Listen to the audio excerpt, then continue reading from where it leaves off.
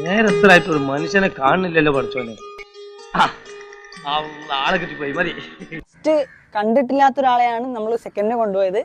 അങ്ങനെ വന്ന ഒരാളെന്ന നിലയ്ക്ക് നിനക്ക് എങ്ങനെ ഉണ്ടായിരുന്നു? എനിക്ക് പടം ശരിക്കും ഇഷ്ടപ്പെട്ടു, നല്ല പടമായിരുന്നു. അതിനകത്ത് കണ്ടിട്ടില്ല, അല്ല, പക്ഷെ ഇതിനകത്ത് ഞാൻ അധികം ദീർഘിപ്പിക്കുന്നില്ല, നമുക്ക് കാര്യത്തിലോട്ട് കിടക്കാം. ഇടയ്ക്ക് ചോദിക്കുന്നുണ്ടെന്ന്, എടാ ഈ പടത്തിനാണ് നീ കൊണ്ടുവന്നതെന്നൊക്കെ ഇല്ലേ? ഇതാണ് സാർ എന്റെ ബ്രാൻഡ്. അതുകൊണ്ടായിരുന്നു. പക്ഷെ ഓവറോൾ ആസ് എ ഫിലിം നോക്കുമ്പോ ഇഷ്ടപ്പെട്ടു. പറയാനുള്ളത് ഞാൻ മുഖത്ത് നോക്കി പറയും, അതെന്റെ ചെറുപ്പം മുതലേ ഉള്ള ശീലമാ. ഈ പാട്ടിന്റെ ഒരു ഹിന്റാണ് തുടക്കത്തിൽ കാണിച്ചെന്നുള്ള സാധനം ഞാൻ വിശ്വസിക്കൂല. കാരണം ആ തുടക്കം കണ്ടപ്പോ ഉണ്ടല്ലോ, ഞാൻ ഓർത്ത് ആദ്യം ഇവള് പറഞ്ഞു, എടാ ഇത് പടമല്ല, ഇത് പരസ്യം.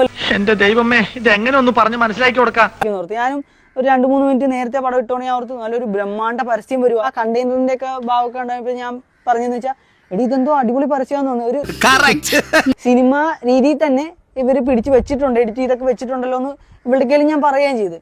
കുറച്ചുകൂടെ കഴിഞ്ഞ് വന്നപ്പോ മറ്റേ രക്തചന്ദനമൊക്കെ പറഞ്ഞപ്പോഴത്തേക്ക് എനിക്ക് മനസ്സിലായി, എടി ഇത് പടം തന്നെയാടി.